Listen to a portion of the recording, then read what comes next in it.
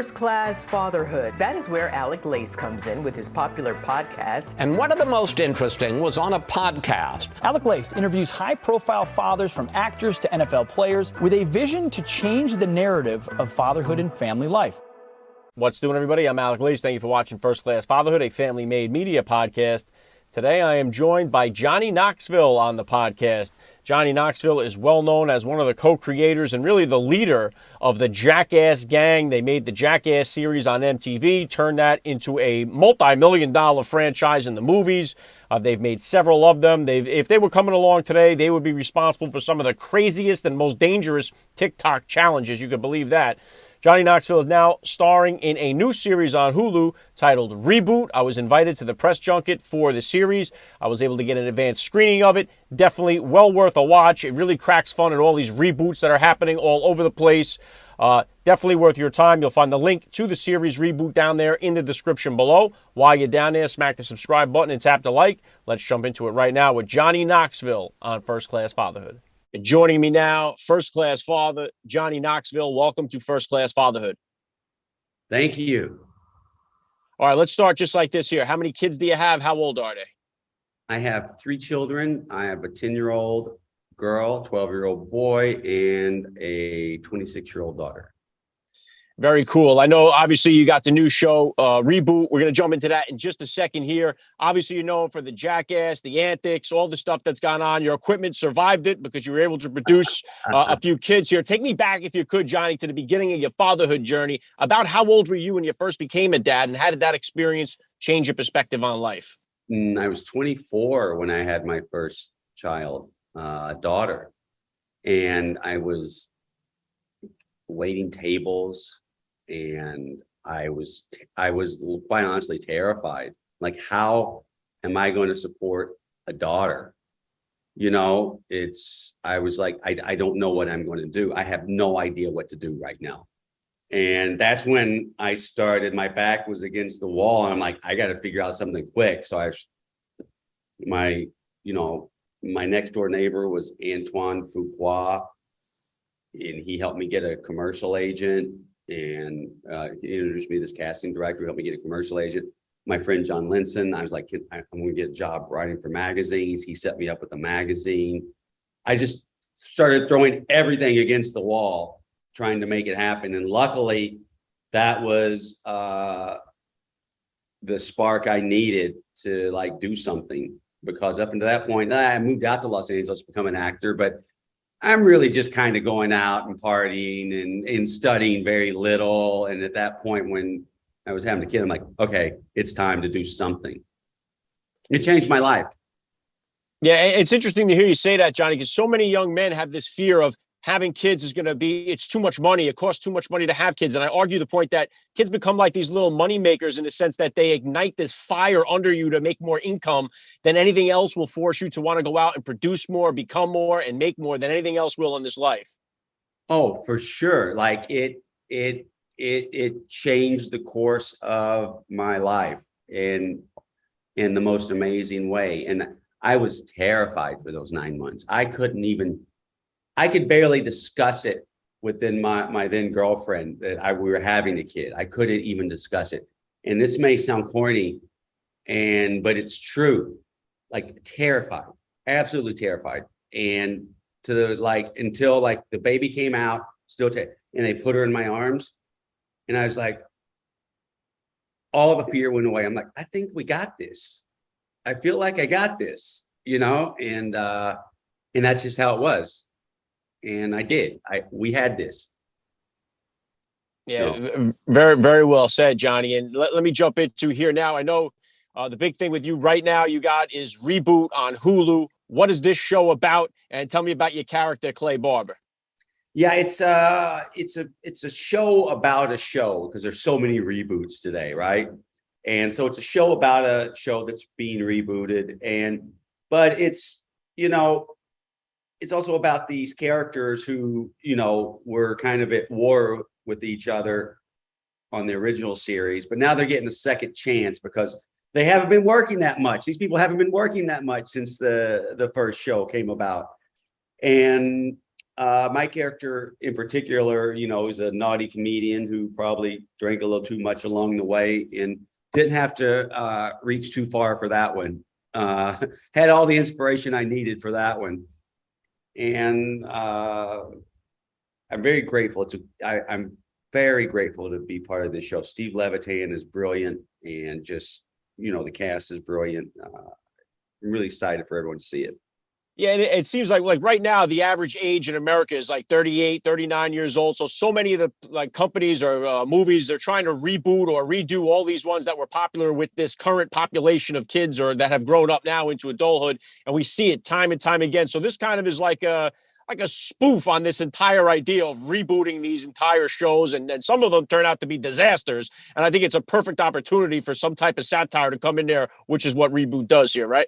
Yeah, and I don't know if I heard Steve Levitan say this, maybe I did, but it's kind of like his love letter to television, because he's been a part of so many wonderful shows, and he gets to satirize those shows, but he also, it's like there's some great love letters, like the scene with Callum Worthy and Krista Marie Yu when they spend the day just exploring the set, the where we're shooting.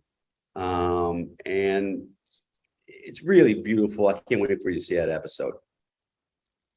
Yeah, and it's amazing how much the technology has changed from back when you first started doing Jackass to where it is now. The way that we just consume content, see content, produce content, all of that stuff has changed. And then bringing it back into you as a dad here, obviously with the comedic stuff that you've done over your career, what has it been like for you with your kids as far as discipline goes? Do they know when you're serious? Do they know when it's time to listen up? What kind of disciplinarian are you as a dad? And is that different than the discipline style you grew up with? Well, yeah, like what's funny, because with my kids, like, I'm very concerned about their safety. So I'm like a helicopter parent about their safety. With my son, it's a real full-time job. But if little crack wise with a naughty sense of humor, I'm probably going to let that go more than other parents. It's different levels.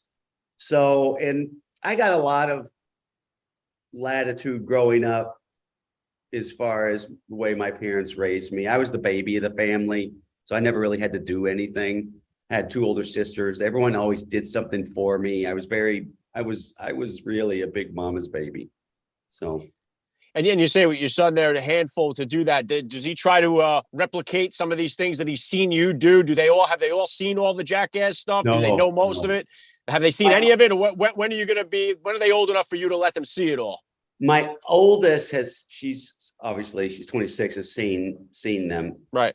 When she just saw like things now and then growing up, things that weren't naughty, but when she was 14, I let her go to the Jackass 3 premiere, but I made her sit next to me. I'm like, sometimes I'm going to make you cover your ears.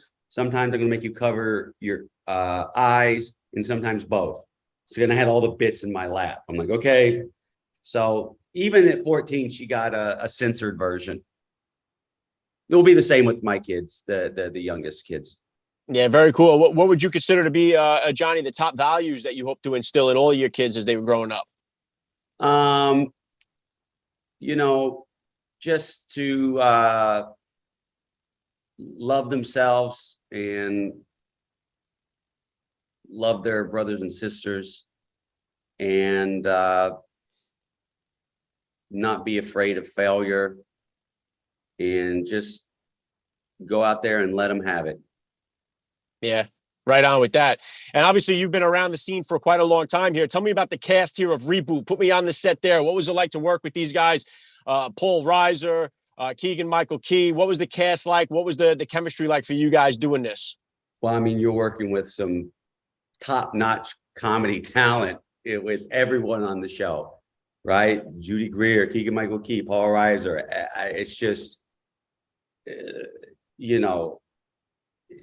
and like Paul Reiser can not only take a sentence, he could take one word and just wasn't funny on the one word's not funny on the paper, but when he says bugles, for example, it's hilarious every time.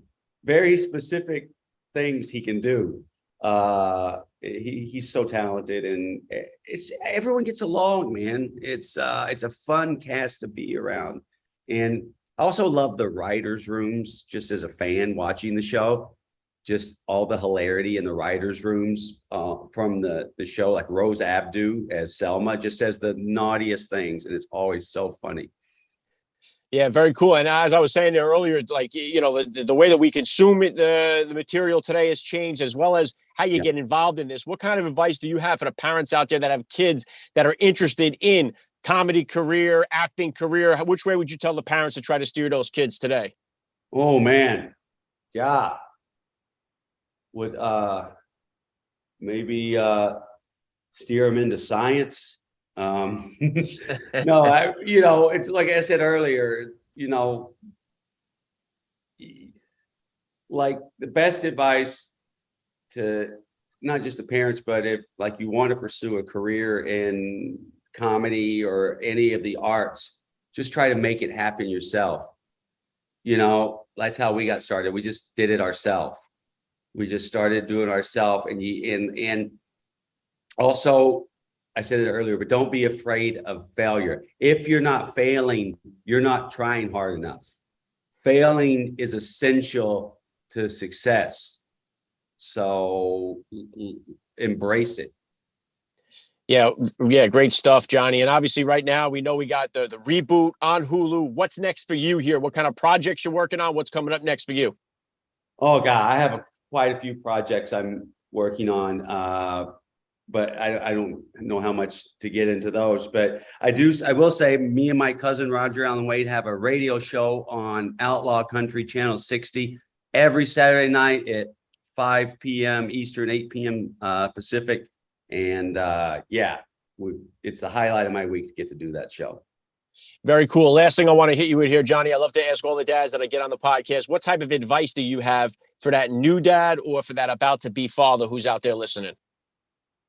Oh, it's just one of probably the most gratifying things that you'll ever experience. And I understand you're maybe scared right now, but it's all going to work out. Just love those kids. Right on with that. I love the message. There's been an honor for me. I got to say, Johnny Knoxville, you're a first-class father all the way. And thank you so much for giving me a few minutes of your time here on First Class Fatherhood. Thank you, sir. You have been listening to First Class Fatherhood. First Class Fatherhood is a family-made media podcast. Please visit www.firstclassfatherhood.com or www.familymade.com to find out more details. You can order First Class Fatherhood advice and wisdom from high-profile dads on Amazon.com or wherever books are sold. Thank you for listening to today's podcast. Proverbs 22:6 tells us, train up a child in the way he should go, and when he is old, he will never depart from it. God bless, and I'll catch you next time.